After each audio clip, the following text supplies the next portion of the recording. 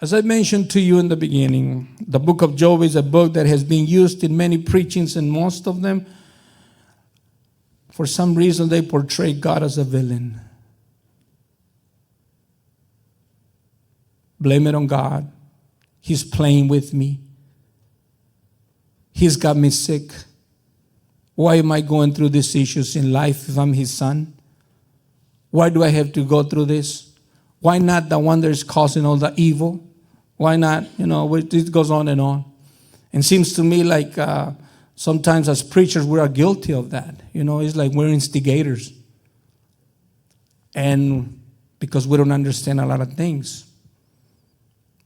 As I was talking to a preacher after he finished his preaching, he preached on this subject. And I approached him. And I said, well, that was powerful, my brother. There are certain scriptures in there that are interesting. And he looked at me and he said, you know what? After 40, 50 years of preaching, I hadn't seen some scriptures like that. Can you imagine? Just a book. Can you imagine the whole Bible? How much we have missed? If we can just keep on reading it, he keeps on revealing himself. He's an infinite God. And sometimes they portray God as someone that is using us. If he has given me the liberty to choose what I want to do, why would he come and get into my business and say, no, this is what you're going to do? If I have the liberty. Just think about it. You don't have to believe it as I'm telling you, but I want you to read. I'm challenging you to read. Read the word. And then he will reveal himself. That's how he does it. He created us. At the beginning, I have mentioned many times, he created us perfect. What happened? He didn't create us with sicknesses and diseases and aches and ailments and all that stuff. No, we were created perfect.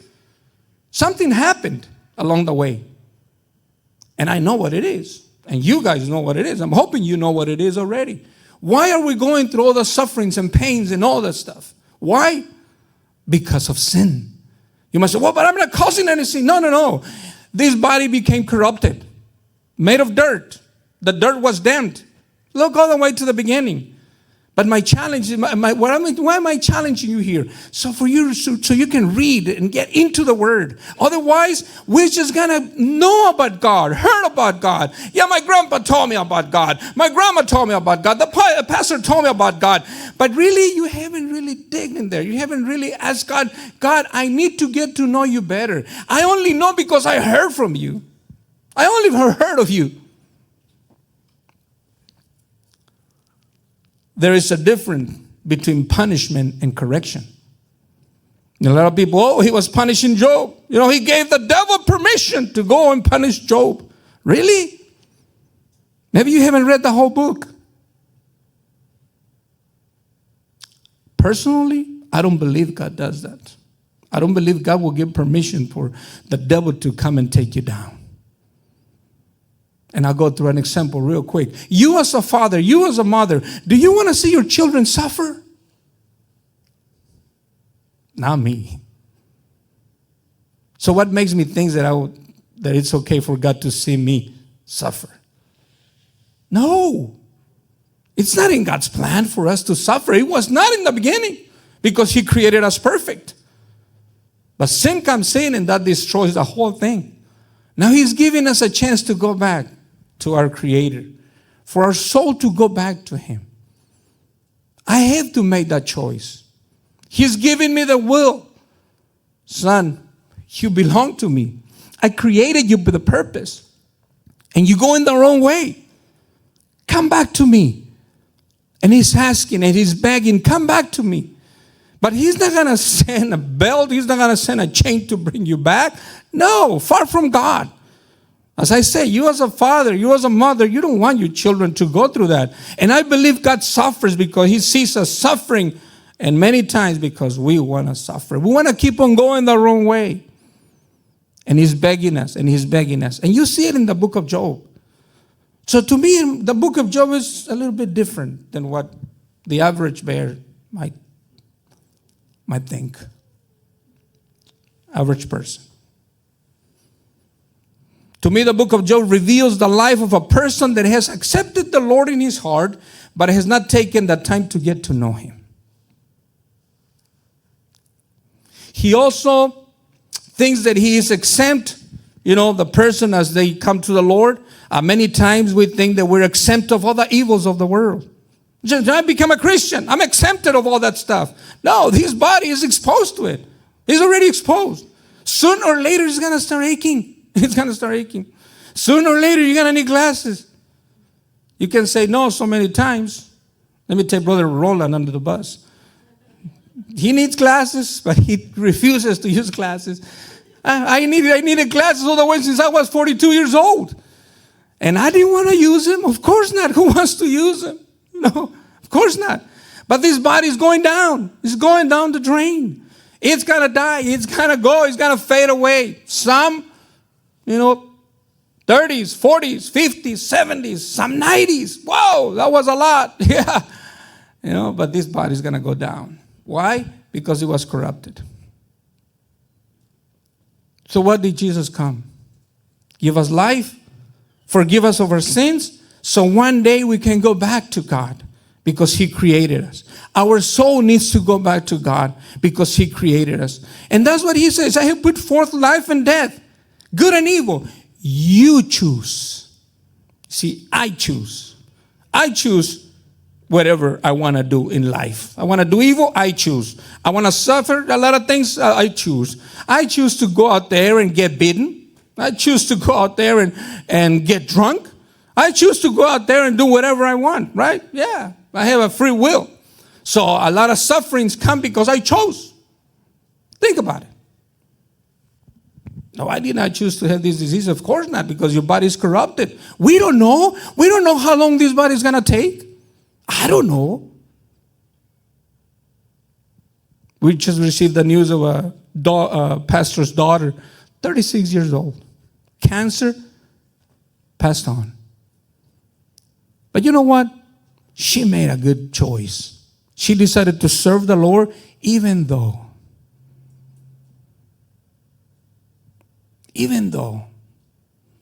we're living in a wretched world and we're going to go through certain sufferings in the world, but even though I choose to worship him.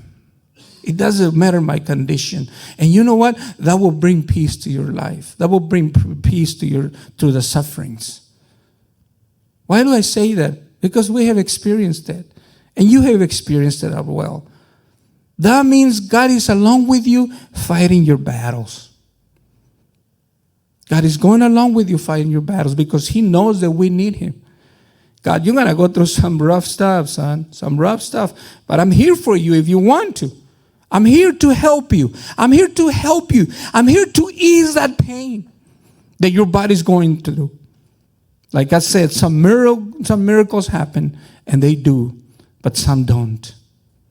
But what am I just going to give up because it's not going to happen? No, I'm going to keep on serving you, God. I'm going to keep on getting to know you because I know that you're real. And I know that you can help me through these sufferings. And I know that you can help me through this world of sufferings that I go through in my life. It's not from God.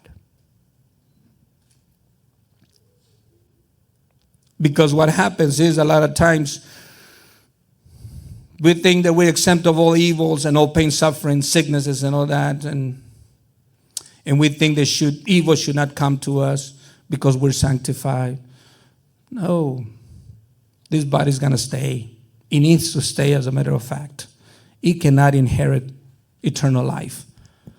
The only way is a body that needs to be transformed. And after that, go to the grave. It says that when he comes, he will give us a sanctified, a glorified, a body that is not prone to any diseases. It will be eternal. It will be a perfect body. No more achings, no more pain. That's what he promised us. But in the meantime, a lot of times we blame it on God because we're going through certain sufferings. We think that he's really getting to us, that he's really hurting us. No, it's not God. It's not God. Remember, the one that came to kill, the one that came to rob, and the one that came to destroy. Who was it? Wasn't it Satan? It wasn't God.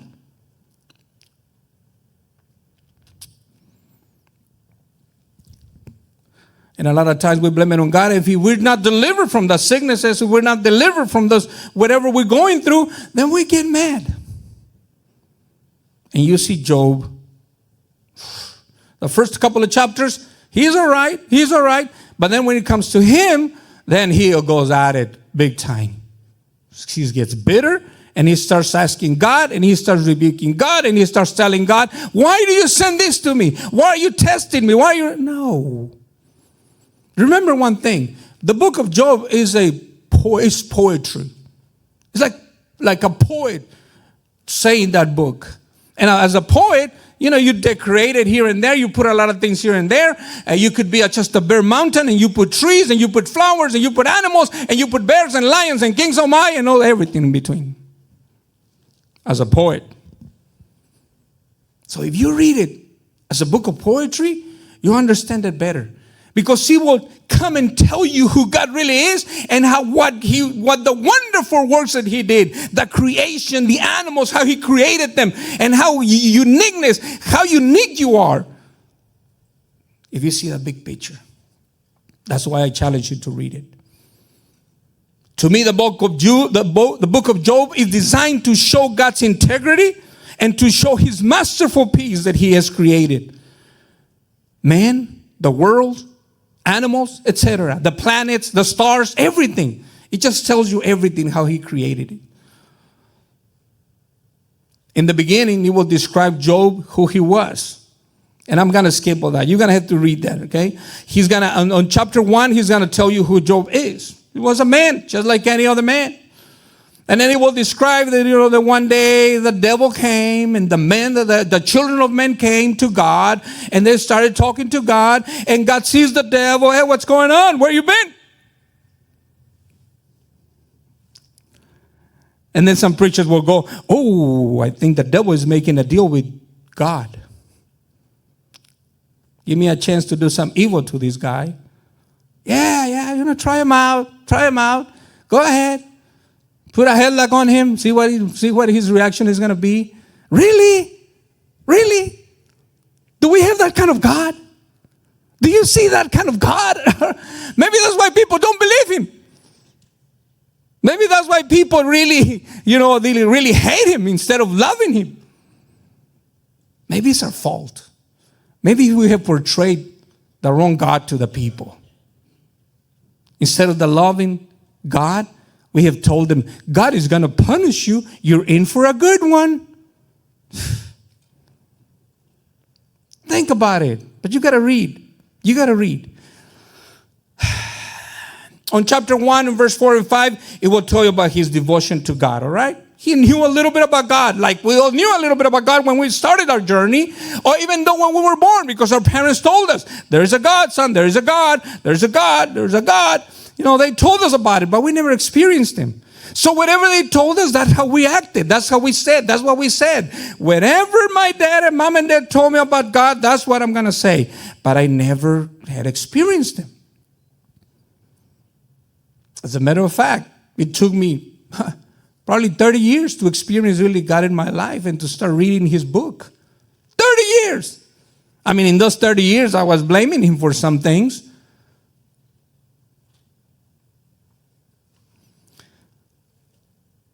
On chapter 1, verse 6 through 8, he will God describes Job to Satan.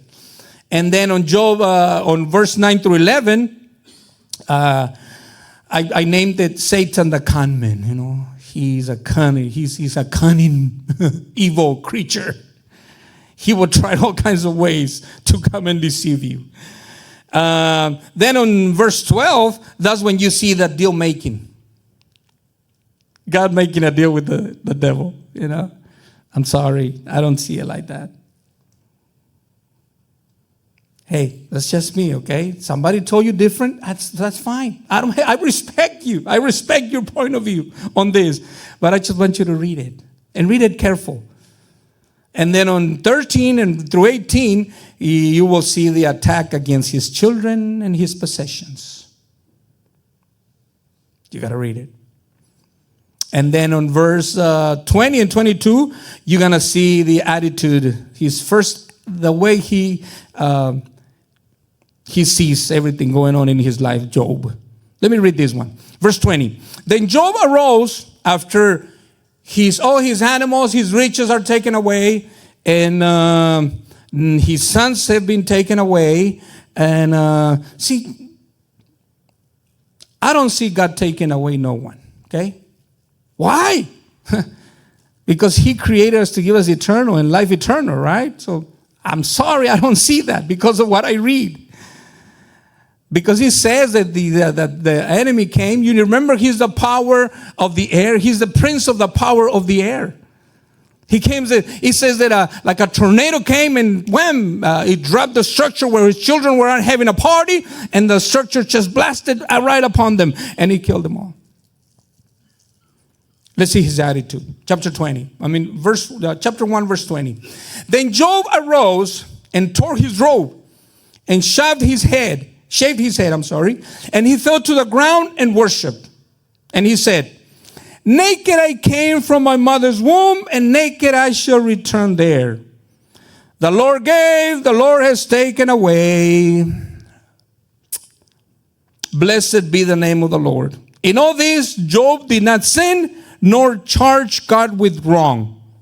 Up to there, we're good. But then he's going to go against his life on chapter 2 and verse 1 through 8. Now his life is in danger, right? And then chapter 2, verse 9, check out Job's wife's attitude. You want to read that one? Verse 9. Chapter 2, verse 9. Then his wife said to him, do you still hold fast to your integrity? Curse God and die already. Whoa. I hope that's not your attitude towards your husband today. You keep on going to church and look at us suffering over here. Why don't you just curse God and die? Whoa, Lord, have mercy. Have mercy on my life, Lord. You see what I'm telling you? This is the whole book. It's just someone getting to know the Lord. And then you go ups and downs of life. And then there's trials and trials of life. And you don't think you're supposed to be exempted. You think you're supposed to be exempted of those trials. And then you tell your husband, I'm not supposed to go. I'm not supposed to live like this.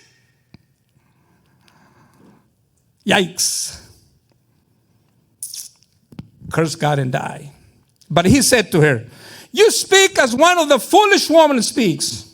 Shall we indeed accept good from God? And shall we not accept adversity? In all this, Job did not sin with his lips. He's still keeping his integrity. Now, a lot of things start changing here. Job chapter 2, verse 11. Now, when Job's 3 friends heard of this, he's already going through his flesh is already, he's got a disease or whatever it is, sicknesses, and he's desperate. And things start changing from here. But there's 3 friends that come around, kind of console him, kind of telling him, Job, what's going on, Job? You look bad, and maybe, try to calm down. What do you do to a person like that? What do you tell them to a person that is suffering? It's hard, right? It's hard. You try to help them out, and you're saying the wrong things. Sometimes you say the right things, and it's just a back and forth deal. And the first thing that we say, hey, only the one that is carrying the sack is the one that knows how much he weighs, right? And maybe some of you are telling me right now, because you're not going through those sufferings, you're saying like that. No, I'm just reading the book. But one thing for sure, God doesn't want us to suffer. God does not want me to suffer. Because as a father, an earthly father, who am I? I'm 0 to the left. I really don't want my children to suffer. I really don't want my children to go through pain. So that makes me want to say that God really doesn't want us to go through pains and sufferings. And as I mentioned to you before, much less the punishment from God, right? Look, I had a father, like you all had a father. And since I remember, since I have my mind is all the way to since I remember, I never remember my father ever putting his hand on me.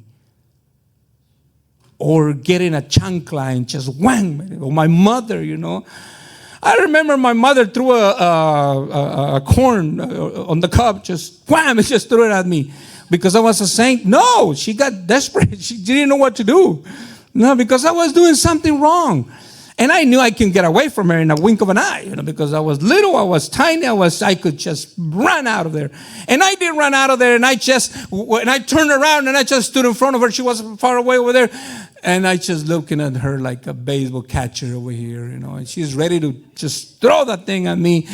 And I said, come on, send it over.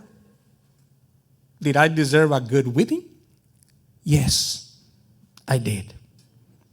Did I get it? No, I did not. You might say, oh, no wonder who you are. I think I turned out okay. But not, it's because of God. He's still giving me grace. And He's a forgiving God. He never sent a lightning to punish me, So I didn't remember. So the kind of father that I had, my earthly father, that's how I see God. And even better, because He is my creator. But that's just me.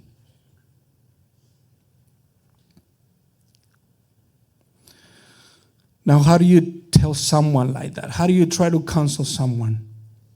So his friends will try different ways, of helping him. But in certain areas, it just gets out of hand. Let me read to you verse 11, chapter 2, verse 11. I know I'm not going to have Brother Aaron, I guess it's time for us to start getting up. There is a lot in this book, and I don't know. I might take a few Sundays, and if I don't see you at church, I'm going to say they don't want to listen to Job anymore. They don't want to know about Job anymore.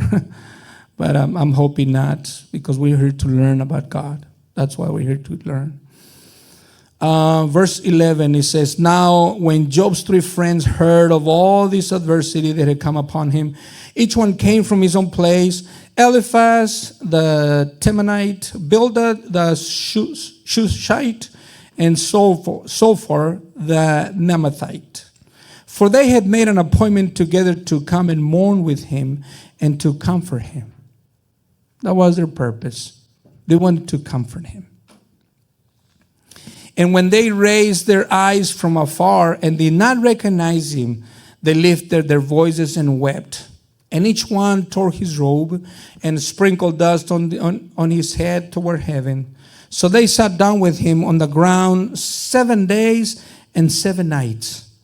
And no one spoke a word to him, for they saw that his grief was very great. Now, go to chapter 3 and verse 1 through 4. Let's see Job's attitude now, okay? Verse 1, chapter 3, verse 1 says, after this, Job opened his mouth and cursed the day of his birth.